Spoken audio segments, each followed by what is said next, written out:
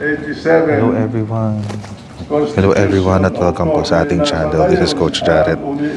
Nasa Senado po tayo ngayon sa hearing ng constitutional amendments kasama si Senator Robin Padilla, Senator Jinggoy Estrada, at special guest si Senator former Senate President Enrile, now Chief Presidential Legal Counsel.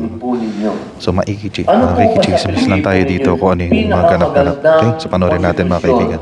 Na sumailalim po tayo. Parang po ninyo, bawat yung mga may katangian yun. Pero sa akin, ang pinaka magandang naging saligang batas ng Pilipinas ay yung 1935 Constitution.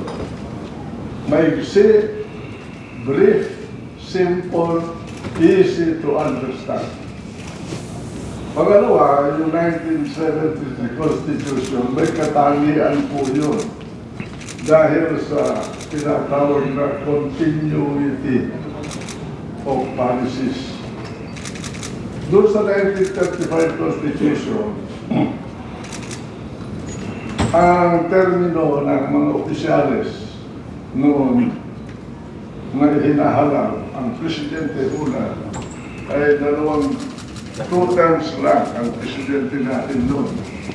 At ang term niya ay 4 years. Ngayon, later on, yung 4 years, ginawa nilang 6 years. At dahil may rason yun kung bakit hindi ko nababanggitin ngayon sa camera. At yung 1973 Constitution, dahil sa karanasan natin magmula nung Commonwealth Government sa Unila, yung 1935 Constitution hanggang nangyari yung deklarasyon ng martial law.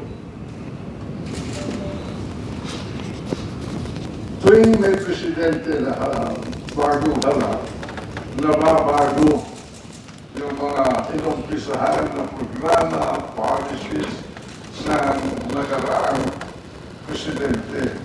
Hindi nagpapatuloy. Kaya nawawaldas ang pera ng bansa. Mababaliwala yung mga proyekto na inumpisahan. Panibago na naman. Kaya wasted ang resources natin.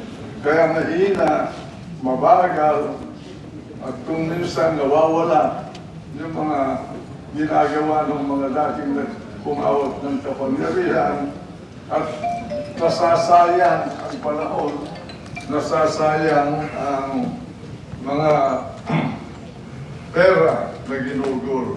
Kaya dahil doon, naisipan ng ating mga leaders, mga darumbasa ng mga leaders, na baguhin at ginawang parliamentary system. Para sa ganon, meron tayong presidente bilang simbolo ng ating estado, kagaya ni Queen Elizabeth. Meron siyang limited powers dahil pinaghiwalay yung head of state na yun ang presidente at yung head ng government at yun ang tinatawag na prime minister. Yung stability ng estado nasa presidente. Ang stability ng government nasa kamay ng prime minister. Yung prime minister, may termino, pero may re-eleksyon. At yung re-eleksyon hindi limited. It depends upon the confidence of the people, on the capability, capacity, and wisdom of the Prime Minister in guiding, ruling, and managing the government. Yun ang nangyari. Kaya nagkaroon tayo ng parliamentary system. Kaya lang, dahil sa political situation and security situation ng bansa sa mga panahon na yun, dahil alam naman natin hanggang ngayon nandiyan pa yung problema. Si Joe Masison nagtayo ng Maoist Communist Party of the Philippines. Pare-pareho din lang naman yan ang methodology nila at tactical effort nila, maging Leninist or Maoist. Nagtayo ng army, the People's Army, at ginerra. Nag-gerra kontra sa ating gobyerno. Lumawat yun. Kailangan masugpo yun para hindi maging komunist ang Pilipinas. Tugal yun. Ngayon, nung nagkaroon ng problema ang gobyerno ni Presidente Marcos at pumunod yung 1987, 86 revolution, yung tinatawag na mga iba na revolusyon. Nagkaroon tayo ng revolutionary government. Lahat ng kapangyarihan ng gobyerno tinawagan ni Cory, maging West, may Supreme Court, pero dinidiktahan niya. Executive, complete control of the government. Legislative, complete control by Cory at kanyang pagkat. Ngayon, pagkatapos niyan, after a while, I think for the year, she organized a 60 men and women council to prepare a new constitution which became known now as the 1987 Constitution. At yung constitution na yan, ginulo yung provision ng 1935 Constitution. Ginulo yung provision ng 1973 Constitution at linabo-labo yung provision ng 1987 Constitution na hanggang ngayon magpapahirap sa ating bansa. Okay, salam natis. Kung tanungin niyo ako, ano ba gagawin natin? Marami po. Una, ang aking mungkahin, go back. That is my preference. I'm not binding anybody.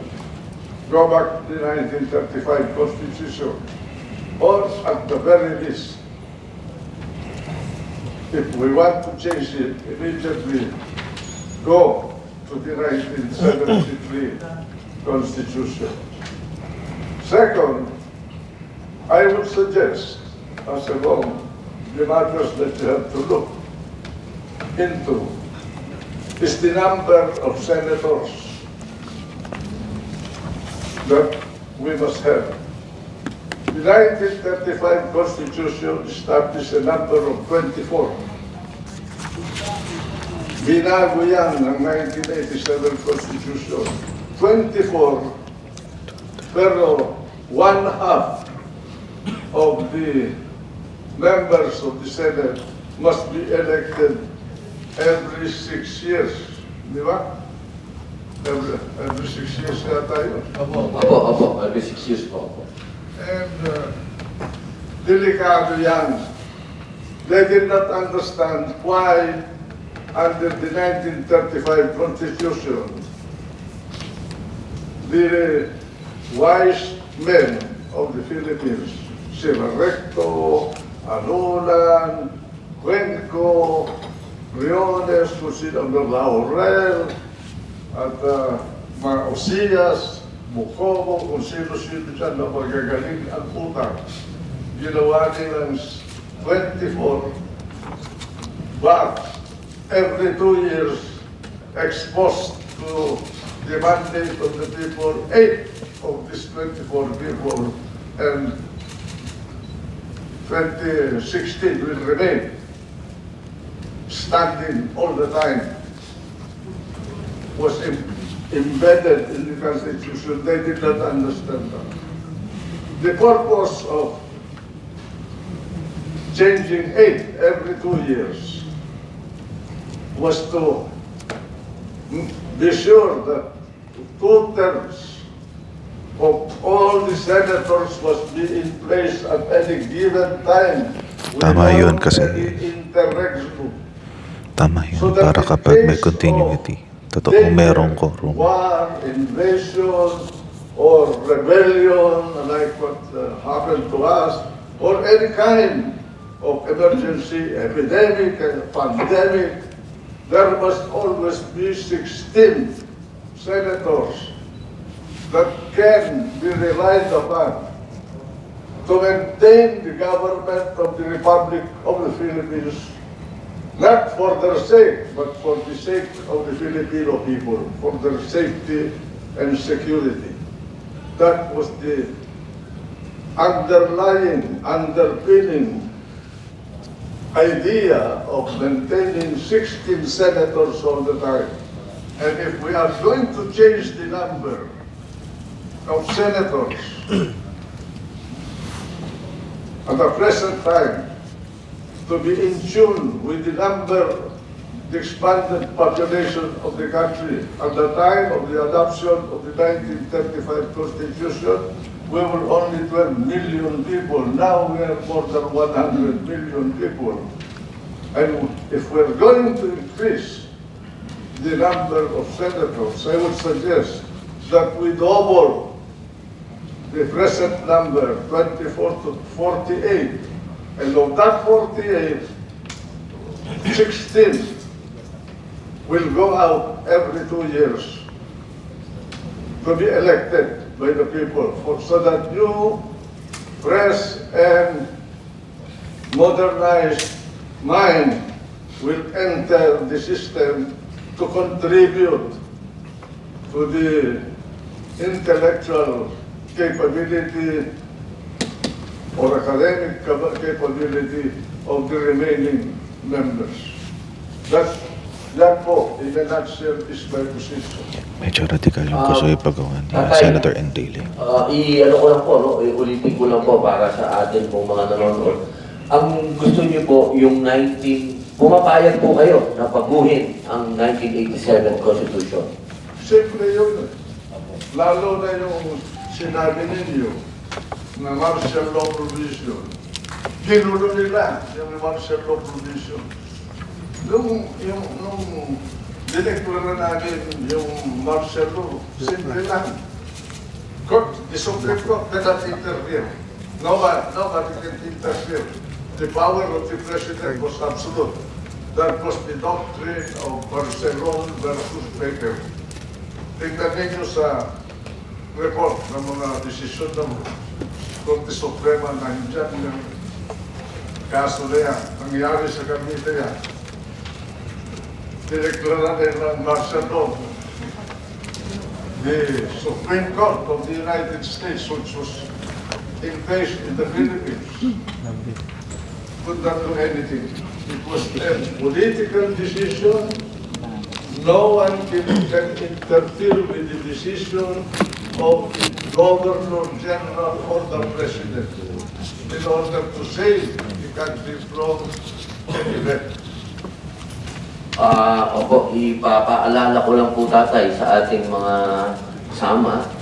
Ang sinasabi po ng ating tatay, yung patungkol po kasi dito sa 1935 Constitution at sa 1973, malinaw po doon sa provision na yon at sa section na yon, ang pagdedeklara ng martial law ay kung meron pong rebellion, insurrection, o imminent danger. Napakaganda po nun. Ito pong 1987 Constitution, tinanggal po yung imminent danger. Ibig sabihin ni Cory, kung andyan na yung gera, binabaril na yung mga sundalo ninyo, natin, at mga polis na kalang ako magdeklara ng martial law. Hindi pwede yun eh. ang sinasabi ng 1935 Constitution at 1973 Constitution, pag nakita mo na at natitsan mo sa sarili mong desisyon ng bansa mo ay namimiligro, nasasalakayin o wawasakin ng insurekto o ng rebellion, gumalaw ka na. Gamitin mo ang kamay na bakal para sa ganun masugpo yung problema na yan at walang tao na masasantala o mamamatay dahil tamad ka o takot ka na magdesisyon. Ang napakalinaw po nung sinabi ng ating tatay na mahirap umaksyon kapag huli na. Ay, wala na. Aanuhin mo pa ang damo kung patay na ang kabayo. Kasi po, dito po sa 1987 Constitution, pati po yung pagsuspinde ng writ of habeas corpus ay ano na po nagkaroon po siya ng provision na hindi siya pwedeng tumagal. Yung mga yan, bagay instrumento ng gobyerno yan sa kapayapaan, seguridad at katahimikan ng bansa. Di wala yan at graduated application yan. Una, bago namin dineklara ng martial law dahil sa Plaza Miranda, Bani. Alam na these guys. Binomba, decision, at kasama daw, kakumplot, sinino. Binomba nila yung kabaro nila, yung mga liberal. May political color yun. Dahil doon, ako, naging biktima. Ako pinagbintangan na bumomba ng Plaza Miranda. Kaya nung nagkandidato ako na Senador noong 1971 for the first time, alam ko na matatalo ako sapagkat lahat ng lugar na pinuntahan ko sa Pilipinas, ang narinig ko yung bungol ng mga tao parang umiiyak. Sa Palawan lang, nasa Itobalado ako, may bata, nagbala ng tupa. Manigit na aso dahil ako daw ay tuta ni Marcos. Kaya natalo ako. Pero hindi nila alam na noon ay may plano na. Ay nagklara ni Presidente Marcos ang martial law. Kaya nung matalo ako, walang kumakausap sa akin, basura ako Pero nung dineklara ang martial law, naglumuhod sa akin yung mga hindi nagkonfirma ng aking appointment sa sekretaryo.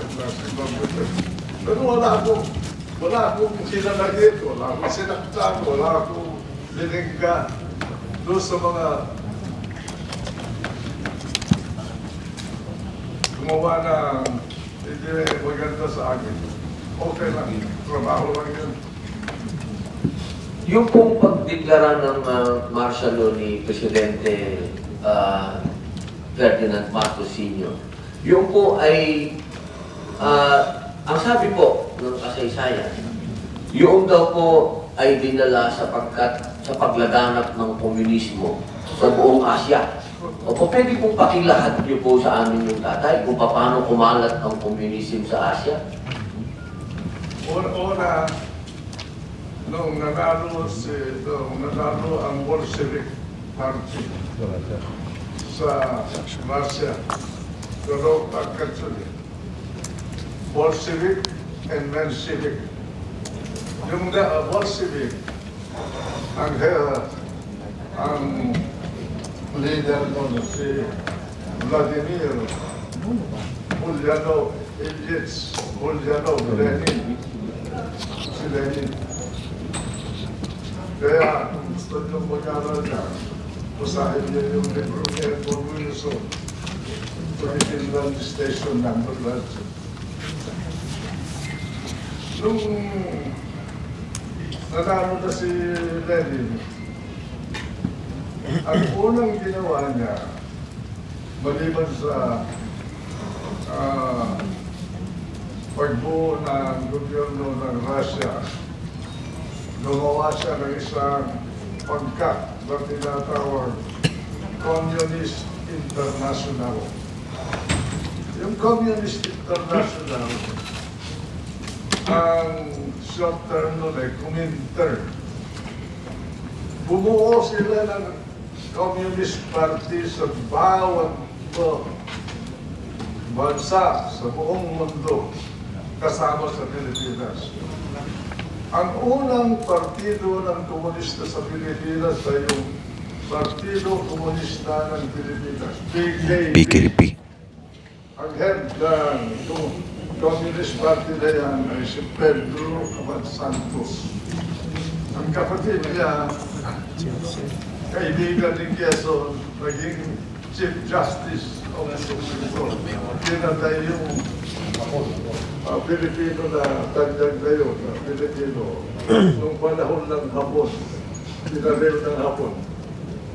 Pero yung binuo niya na partido, awag, ni Pedro Abad Santos, yun ang naging buong mandirigma ng Pilipinas, hukulahan, na kung saan ang Pangulo ng Army nila ay si Luis Tarok. Nadatnan ko pa yun noong dinala ko ni Presidente Marcos sa National Defense bago dumating yung NPA na yun. Kaya lahat yung mga miyembro ng NPA nang galing sa hukulahan yun, sila. Si Buscaino, Bernabe Buscaino. Kaya, Mga kasama nila Ninoy Aquino yan. pagkatapos noon, matagal yun. Panahon ni Quezon, Osmeña, Rojas,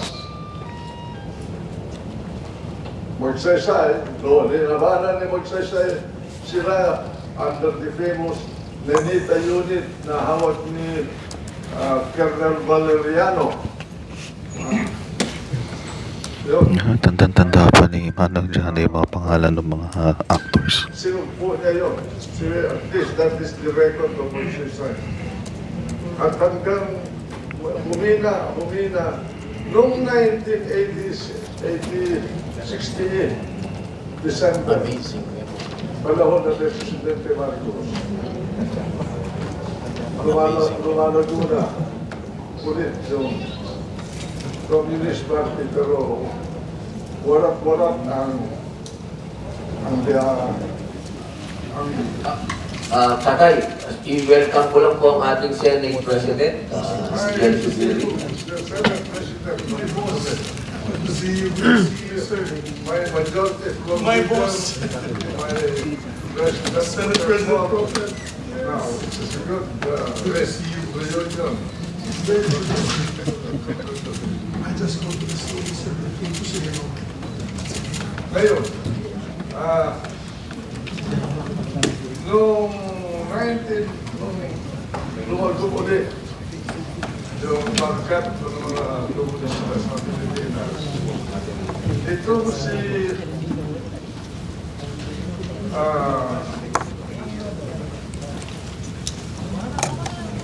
Joe Asiso, profesor, estudyante, naging profesor ng UP, bumuo ng isang pagkat ng kabataan sa UP na tinatawag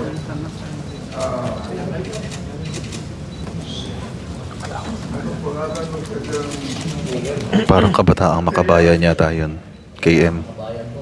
kabataan Kabataan Makabayan. kabataan makabayan. Yan. Tama, Batang Makabayan nga.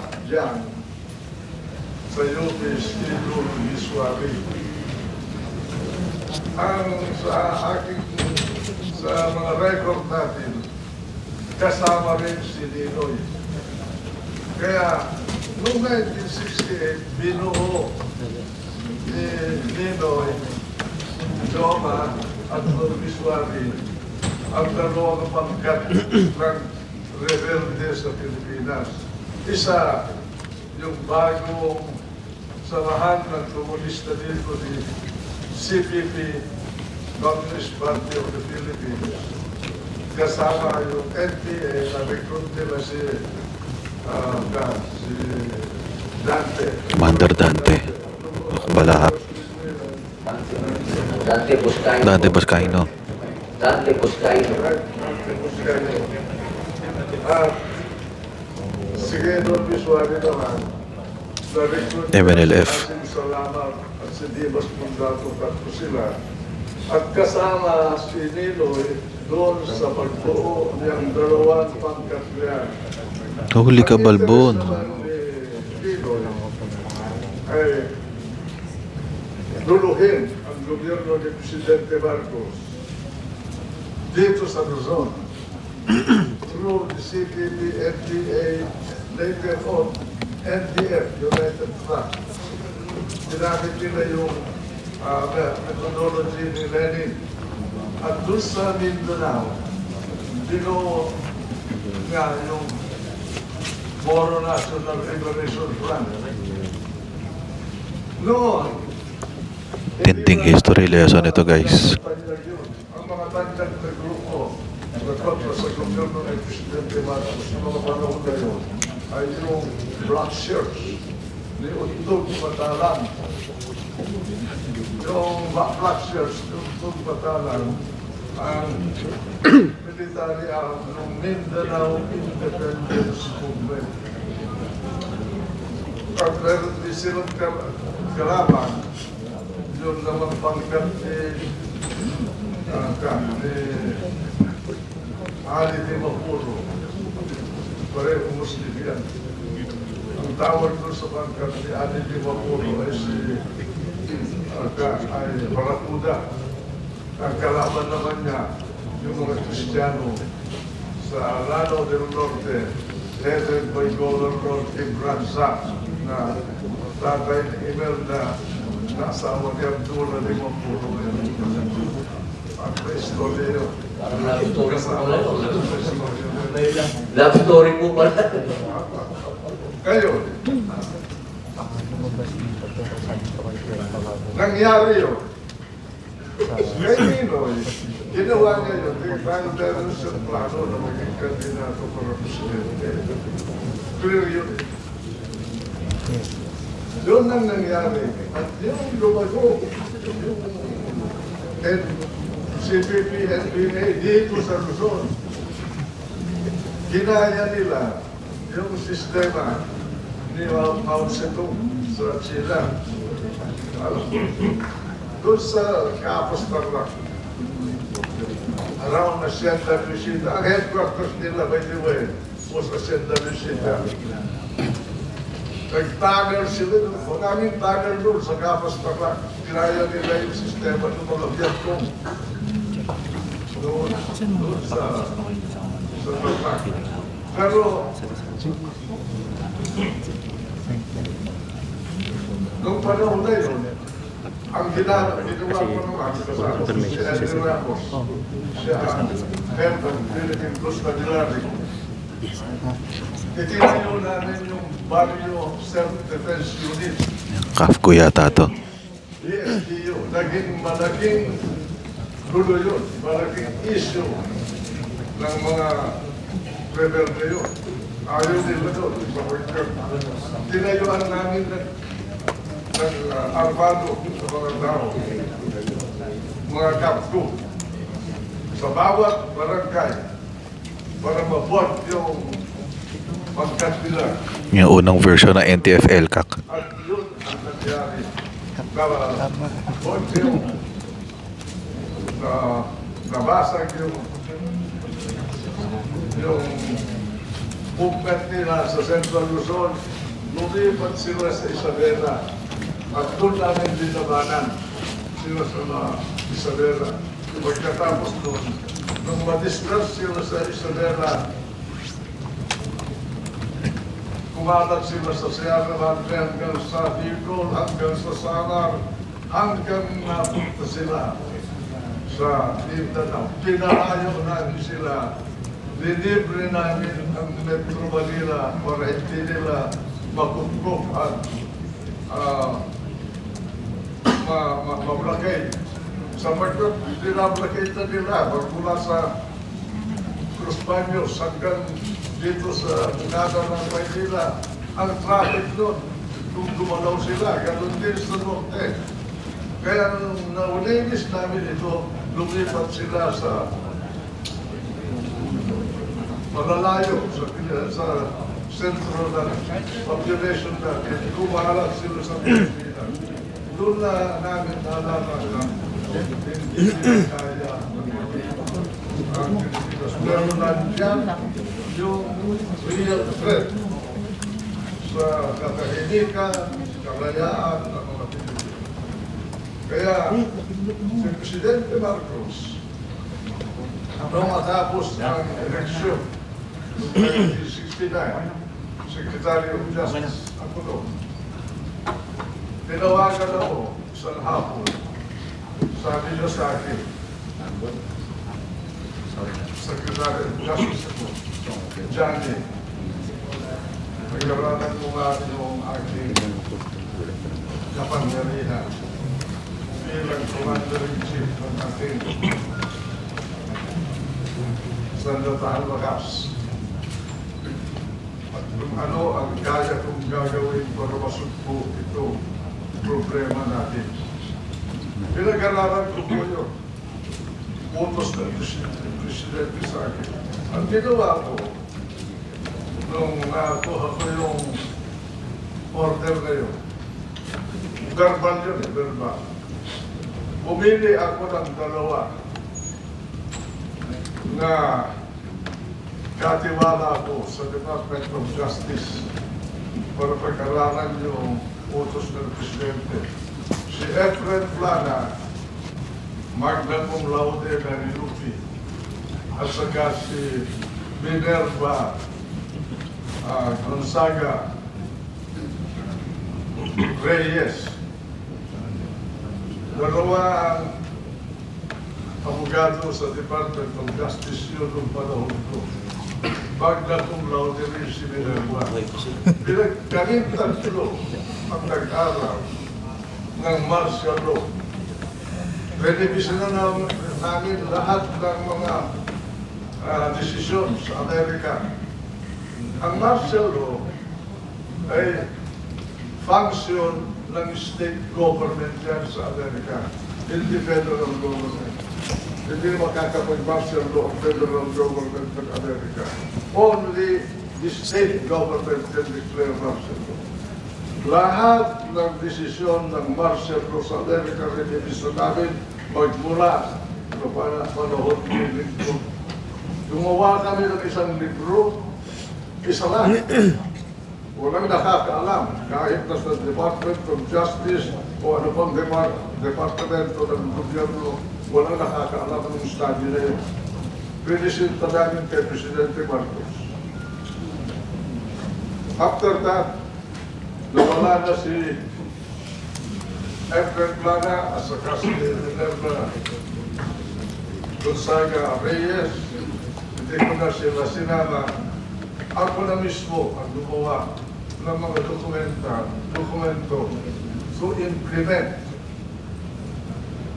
martial law if the President would declare it. Kaya, kabisado ko yun eh. 7 general orders, 7 letters of instruction, plus the declaration. Ako lang, isa ang gumawa ng mga dokumento na yun. Kaya walang pwede mag-debate sa akin. Yun ang nangyari. By the time Manong, ng eleksyon of 1971, the President of the Philippines was ready to declare martial law. But he did not. Ayaw ni Presidente Marcos kumari, ayaw dyan gamitin ang batas militar sa Pilipinas. It took him, I finished drafting all these documents by the middle of 1970 when I was transferred already sa Department of Defense. It took not much time up to September 21, 1992. 1972, when he finally decided to declare martial law because nakita niya na yung conventional method of dealing peace and order in the country would not work to defeat the communist movement in the Philippines. At that time, Guys, alam niyo na ba't nagkaroon ng martial law sa Pilipinas? almost fall of Indonesia in the hands of the communists under IDIT. Nangyari yun eh. Pinuntahan ko yung lugar kung saan pinatay ng mga Indonesian lahat ng mga komunista sa Indonesia na pinatay na lahat nila. Wala, hinalabas. Walang binuhay. Ang sabi sa akin ng aking counterpart nung buhay pa siya, nung binisita ko siya, on this bridge, 500,000 people died. Bininya nila. Boom! Boom! Boom! They dropped in the river. Kaya noong 1972, nagyari na yung karagatan, every karagatan, papasok sila ng napakaraming armas, napakabigat na armas. Yan yung galing ng China. MD Andrea, lumubugyo sa South China Sea, kaya alam namin na meron na sila linya supply line from China. Nagyari na yung commute sa UP. Diliman ko yun. Kinapture din ng UP. Nagyari na yung blockade from Los Baños, ang traffic. Hindi makapasok ang pagkain. Ang mga pasahero sa... Ngayon ko lang nalaman yung blockade. Meron pala nun. Na sakuna sa Pilipinas. Yung Nilgayang Gold, halos sumama sa Manila Bay, sa baha, dahil nagkaroon ng napakalaking bagyo sa Pilipinas.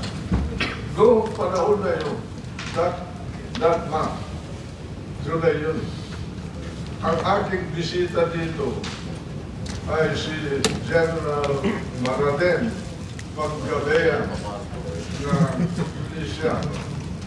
Siya ang aking counterpart. He was the Secretary of Defense of President Suharto. Nung kasama ko siya at binisita ko ang Central Luzon, pinuntahan namin yung Mount Pinatubo. Sabi sa akin,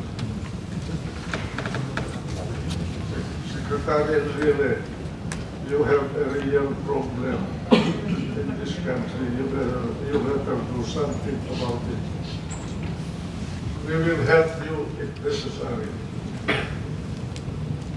Eh, ano ba ang armas namin nun? Ang pwersa ng Pilipinas nung panahon na yun. 48,000 sundalo natin.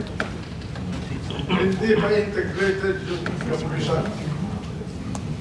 Ang pina-integrated lang sa armed forces noong panahon na yun ay ang Philippine Coastal Guard. Hawak ko ang Philippine Constabulary at Armed Forces of the Philippines as Secretary of Defense. Yun ang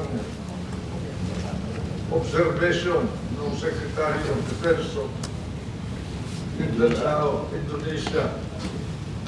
At hindi ko sinabi sa kanya na tapos na ang preparation namin. Nasanay na namin ang mga sundalo. 48,000 lang kami. Air Force, Army, Navy, Coast Guard, and Constabulary. Ang baril namin, mga carbine at garang. World War II vintage. Ang baril ng mga kalaban namin, yung mga Belgian FAL, modern guns, ang baril ng mga komunista dito, Russian guns, AK-47 po. yung ano tawag ito, Kalastiko. Kalastiko.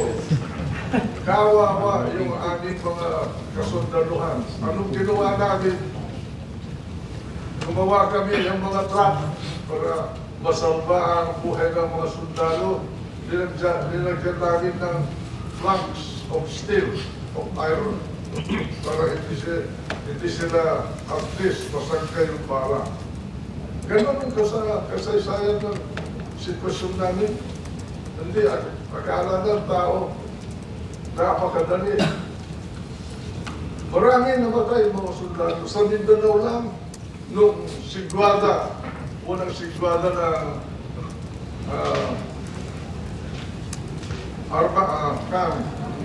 na lumaban ng mga Muslim, sila sa Karpasman at yung mga iba pa kung sino-sino. Dinaplap nila ang mga paa ng mga sundalo, pinawakan sa mainit na kalsada. Kayo na nandito sa Luzon, hindi niyo alam yan, hindi niyo naiintindihan ang nangyari sa bansa ninyo. Marami ang namatay na sundalo, pulis, constabularyos sa Mindanao. At pinahirapan, dinalaplap ang mga paa ng mga sundalo ninyo, mga pulis ninyo. At hinihiwa. Ganun ang nangyari. Kaya nung nangyari yun, pinuntahan ko yung karagatan, nandun sa Isabela. Nandun din si Ninoy, nauna po sa akin. Si Ninoy. Kasama ko si General Prado. Mabuti na lang na si Arsenio Santos, Arsenio Santos,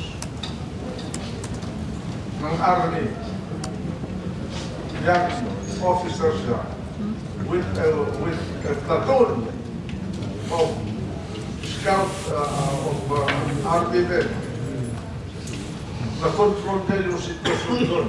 Kalaban niya si Victor Corpus, graduate of Philippine Military Academy, na nag-renegade sumama sa New People's Army. Nakakuha namin lahat yung baril nila. Maliban sa siguro may 100 na baril na naitakas. Mga rockets, mga granada, mga bala, napakadami, mga explosives. Ayun, yun ang nangyari. Kaya, dinecide Presidente Marcos na ideklara ang martial law. Pero, nung mga araw na yun, may special session ang Kongreso. Dahil ang dinidiscuss namin doon sa Kongreso yung budget. Dahil ang budget time noon ay June to next June of the following year. Hindi kagaya ngayon na January 1st to December 13th. Noong ilalagyan na ni Presidente Sara yung martial law, Biyernes yun eh. Although pinensyahan niya ng 21, araw ng Huwebes yun.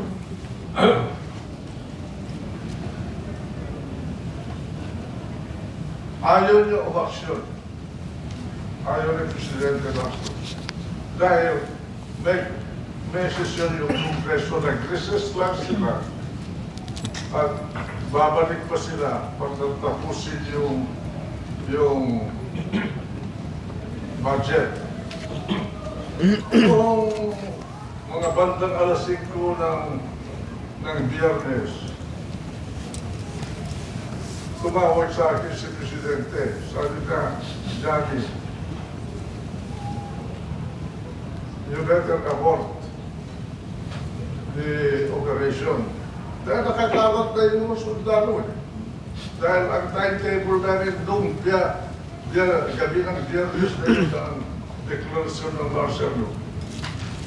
Ngayon, sabi ko sa kanya, Mr. President, sasabog ito. Marami na nagtatanong ng mga media dito sa akin kung ano ang kontukto na may martial law. Ay sabi ko, wala. Pero hindi natin matukontrol ito naman. Kuminto siya. Ayaw niya talagang binigpala ng martial law. Kuminto siya. Natapos sa akin niya. Maganda ka dyan. Matalaran ko sa iyo si Kaka Roland Patugala. 8 niya si Roland Patugala. Pinadala sa akin ni Presidente yung mga envelope na kung saan nandun yung mga ginawa ko na mga dokumento to implement martial law. Tinapos ko na yun noong 1970. Nung natalo ako, at yung mga dokumento na yun nasa bahay ko. Hindi sa nawalan nga. Nasa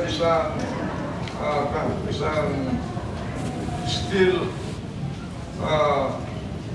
safe. Nagalagay sa steel safe. Yung mga dokumento na yun. Pero nung natalo ako, sa pagkasenador noong 1971, dinala ko yun, mga dokumento na yun. Kaya Presidente, kasama doon ang appointment ko as Deputy Commander-in-Chief of the Armed Forces. Dahil kung mag-declare siya ng martial, walang Vice President, wala yung Vice President. So he appointed me as Deputy Commander-in-Chief of the Armed Forces. Ibinalik ko sa kanya lahat. Ito na yun nung natalo ako. Nung na-reappoint ako noong 1972, January 1972, Secretary of Defense, hindi na bumalik sa akin yun. Those documents remained with him.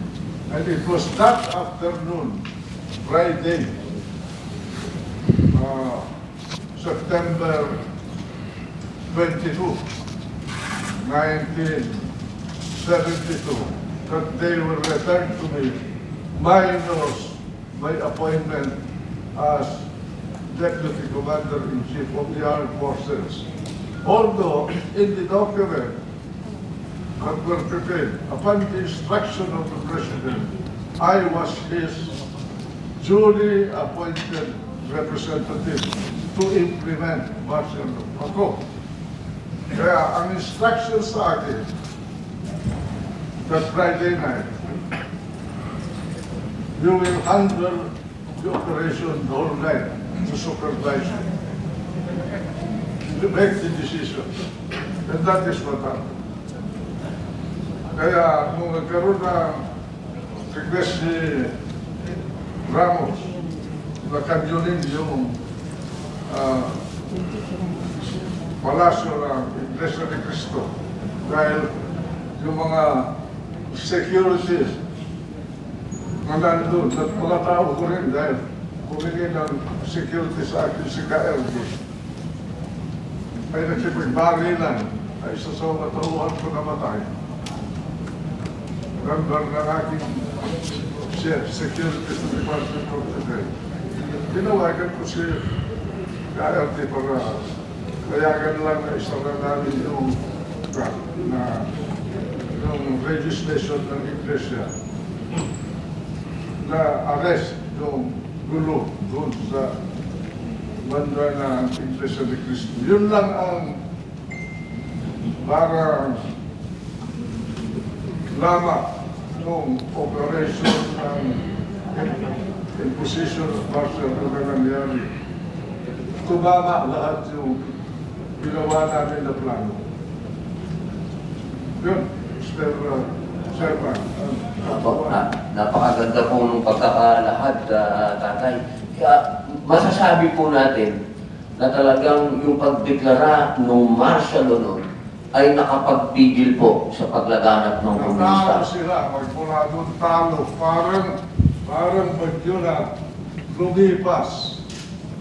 Parang bagyo na lumipas yung movement ng mga panayang. Nahuli na lahat namin sila. Joma Season, mga sa commander nila, pati yung brad ko si Bayan Bailosis, lahat ng mga naging commander nila, huli lahat, pati si Juliet de Lima, pati yung mga Luna Brothers, pati yung commander Felman, na bodyguard ni Ninoy, lahat, pagkakulong.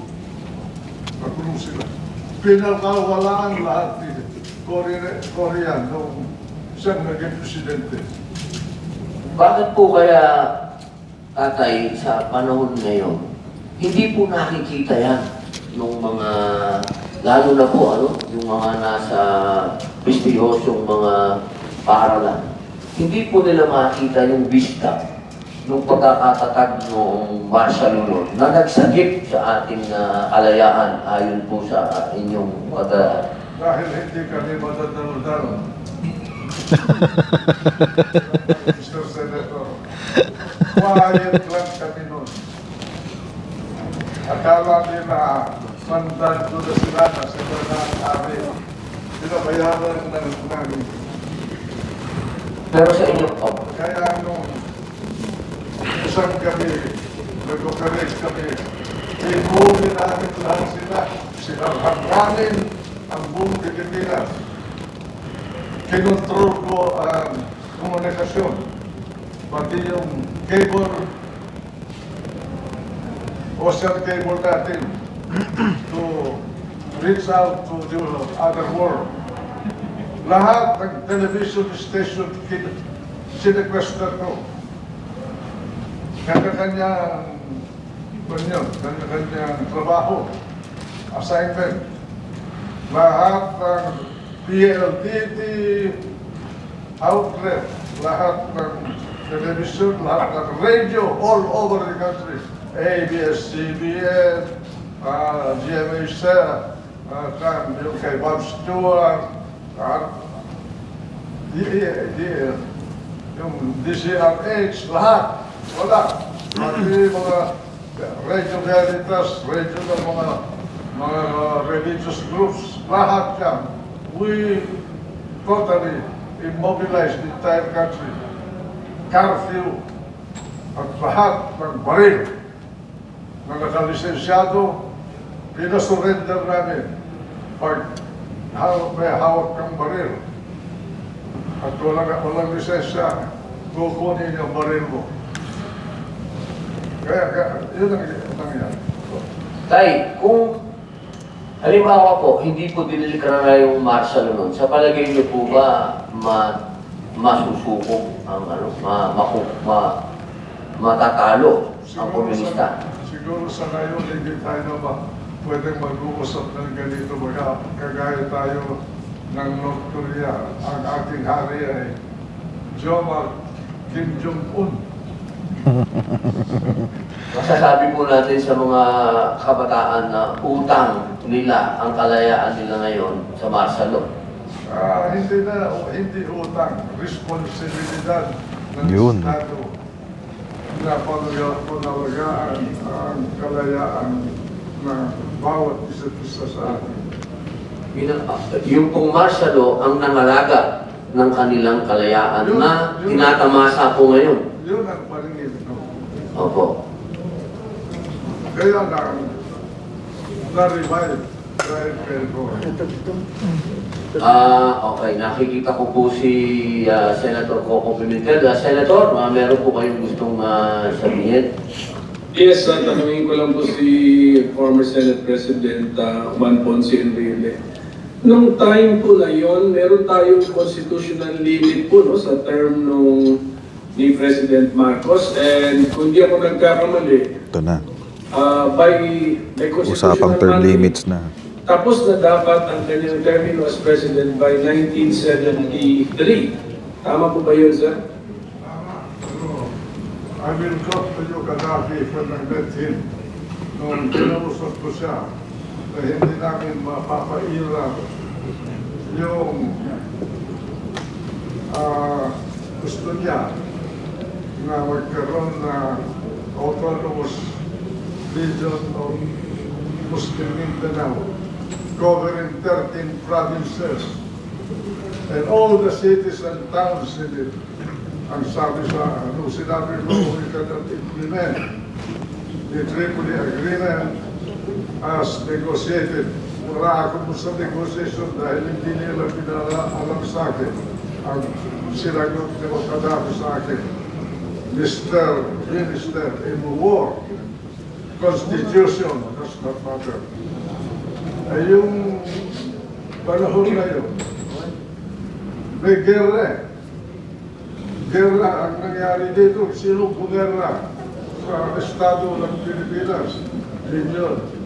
The CPP, NPA, NDF, they declared war against the government of the Republic of the Philippines. And in fact, I have been advocating, although my colleagues in the government has not tried it yet, to charge every government official, whether appointive or elective, who gives aid and comfort to those who are fighting the government of the Republic of the Philippines with treason. You read the provision of the Constitution of the Penal Code about treason. It speaks of war. And you read the meaning of war in the dictionary. The ordinary meaning of war. It does not require a foreign invasion. Opo. So, thank you for that. So, it's a matter of perspective, no? Kasi sa akin palagay noon, to save the Republic of the Philippines, that there would also be other capable people. If you have followed the election, then the next president who will take the oath to protect and respect the Constitution and serve the Republic of the Philippines, will do everything to also save the Republic. Ang nangyari kasi, ang basa ko ron ang feeling ni President Marcos siguro, only he could save the country. And that cannot be true. There would be others who would have saved the Republic of the Philippines. And then we would have followed the Constitution. We would have also respected the will of the people who is that new leader that they wanted to elect in the scheduled election. Mr. Senator, with due respect to Quezon, Australia, Laurel, during the Japanese occupation, fought the communists, headed by Taruk and the Lavas.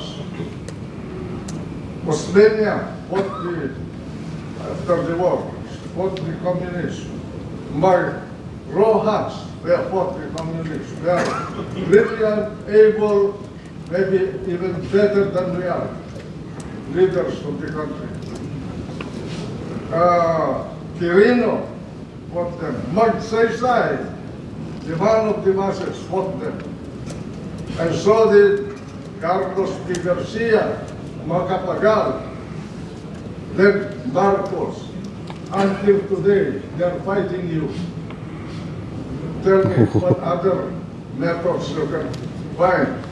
So many of you were, so many rather, of the leaders pretending to be leaders of this country during that time were in cahoots, supporters, open supporters of this menace in this country. Oh my God. Yes, thank you for that, Mr. President and Senate President. To the credit of the other presidents mentioned, they observed constitutional limits. They followed it when it was time for them to go. They trusted the system that the leaders who will be elected after them would also do everything necessary to protect the republic. At any rate, nangyari na po yung nangyari. We just have to look at the past, learn some lessons from it, and be guided in our future actions and decisions. Iba po ang perspective ni Senator Enrile, iba rin po ang perspective namin na wala po dun sa gobyerno na yon. And then, I am sure that there were some political talents at that time who were not in cahoots, definitely. Meron pa rin tayong mahahanap po na presidente noon who would take the oath to preserve the Republic of the Philippines. Well, all I can say is that our generation, that generation, went through wars. We fought the Japanese. I myself fought the Japanese. I was in prison, tortured, almost killed. My head was almost severed by a samurai sword. How many of you here fought a foreign enemy? They tried to stop the communist movement in the Philippines. In spite of all their war experiences, battle-tested experiences, none of them were able to stop them. None stopped them in Nicaragua, none stopped them in China, none stopped them in Cuba, none stopped them in Vietnam, none stopped, well, Suharto stopped them in Indonesia. The Philippines was a brittle country. They could have swallowed it if we did not do something about it. If none of you appreciate it, well and good, but that is my position. Oh.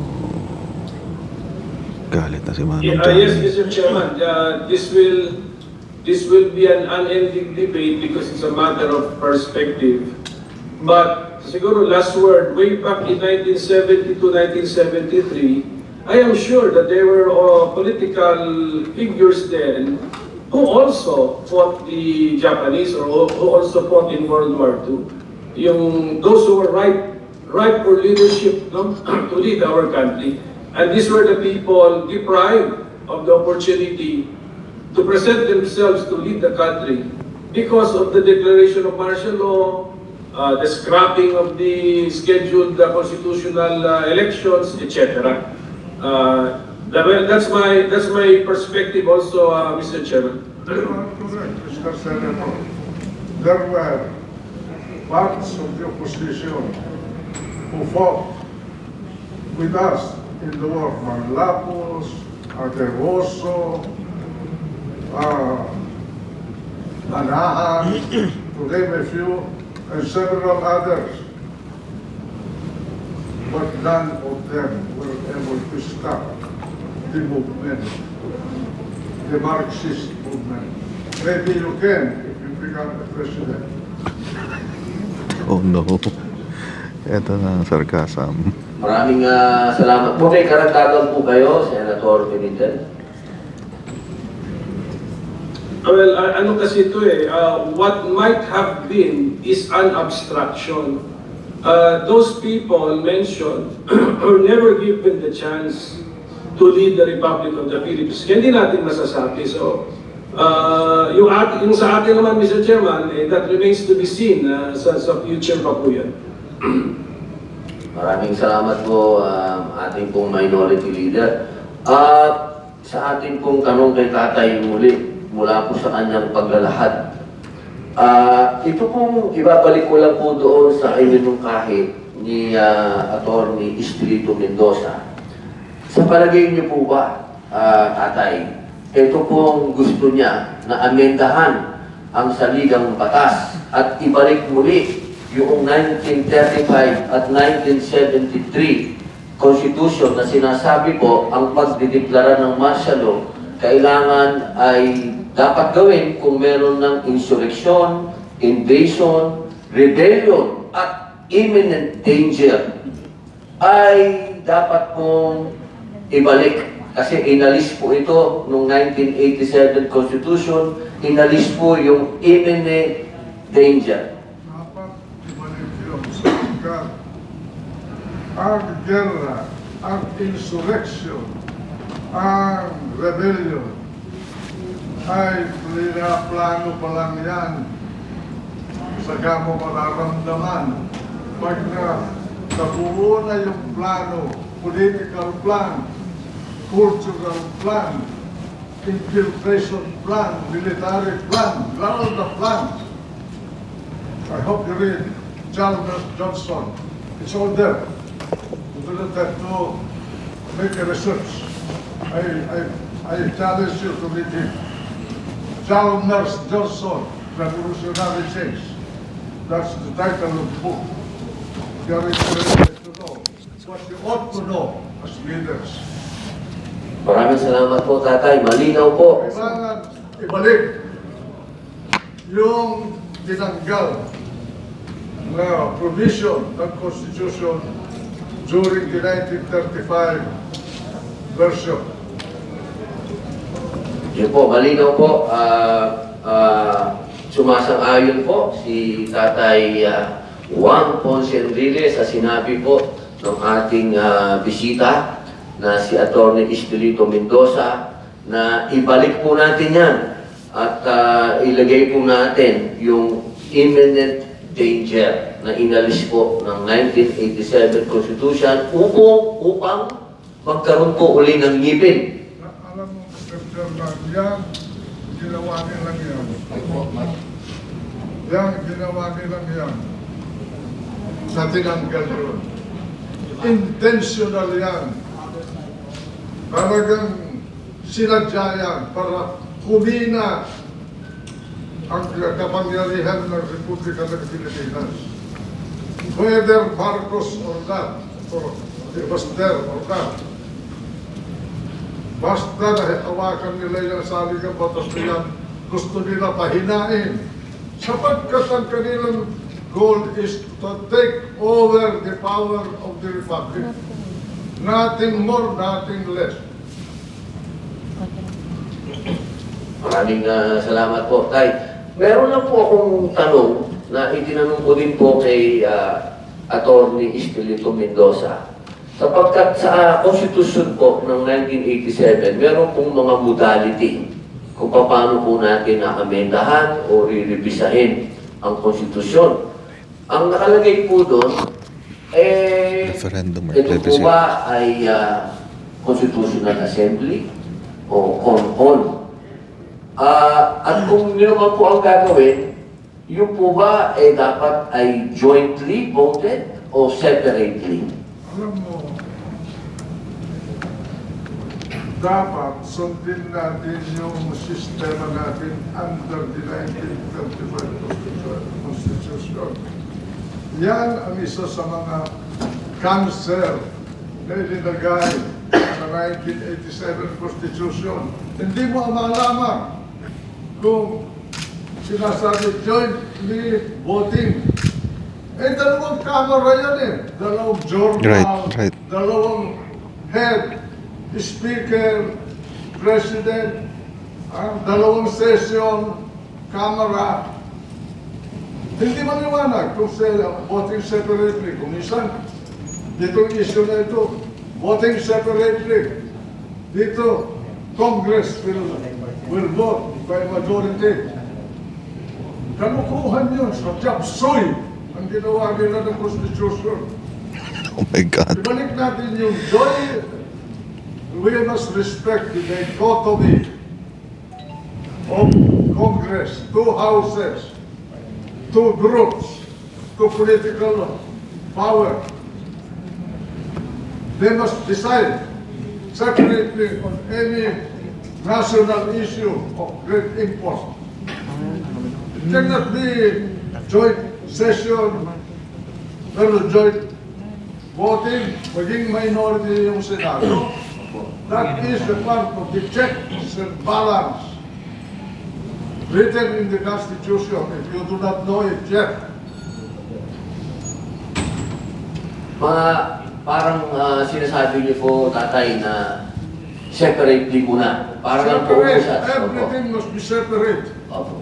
Separate decision of the Supreme Court, separate decision of the Executive, separate decision of Congress, but coordinated. They must be separate, independent, but coordinate bodies. In the case of the House and the Senate, they must always be separate.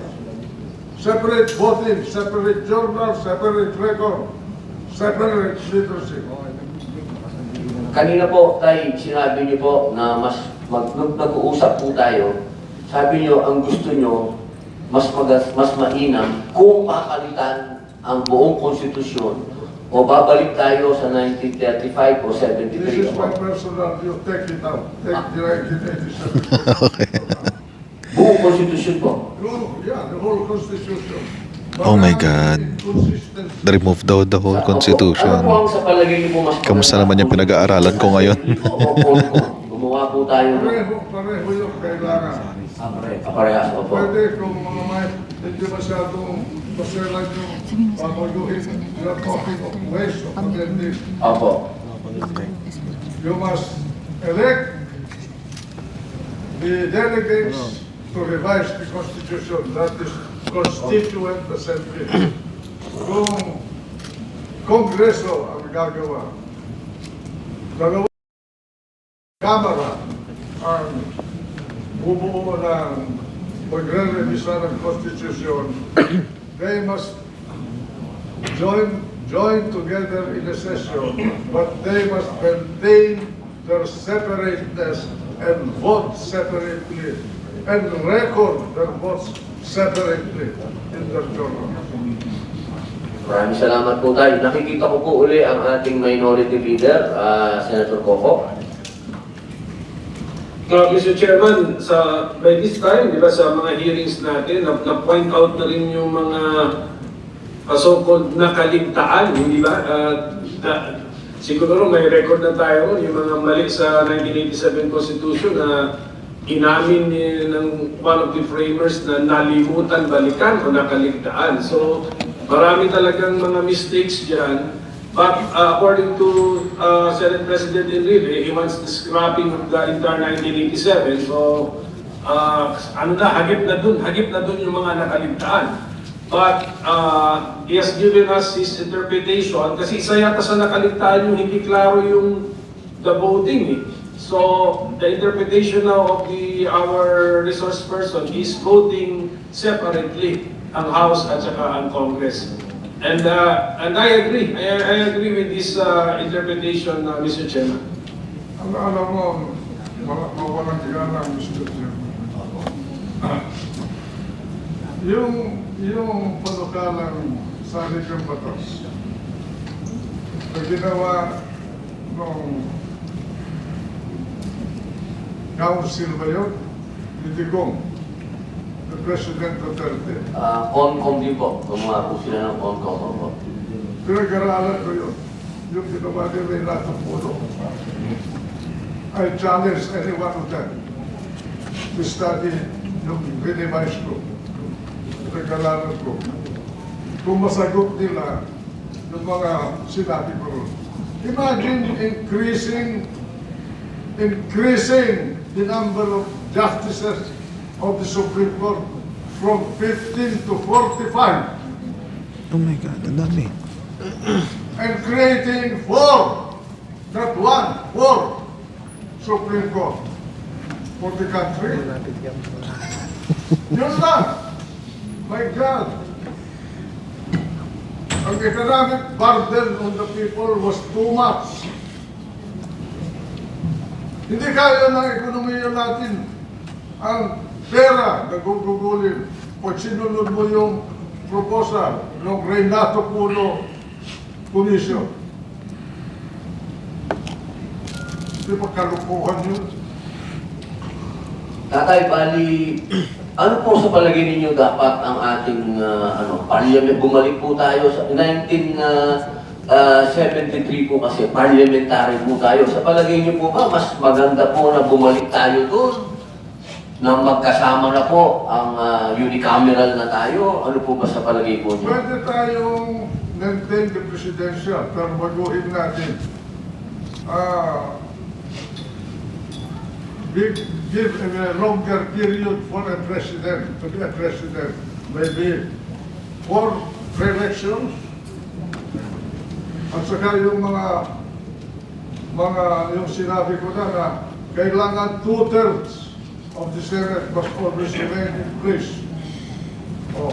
At saka pagsamahin mo yung election ng barangay captain at saka ibang, but to lessen the number of elections so that we can economize money to serve the interest of the people in developing what they needed in their country.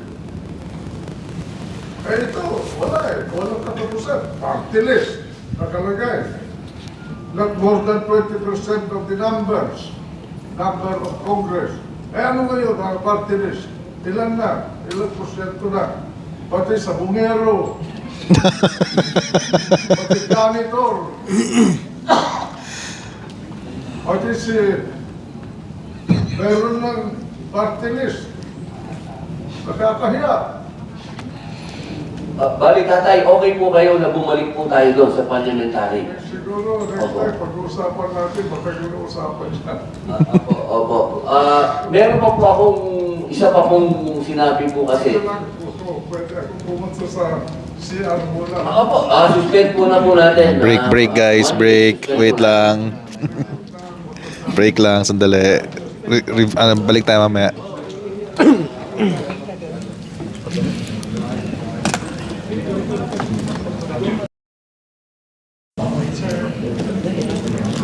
Pero mga kaibigan, narinig nyo naman, di ba?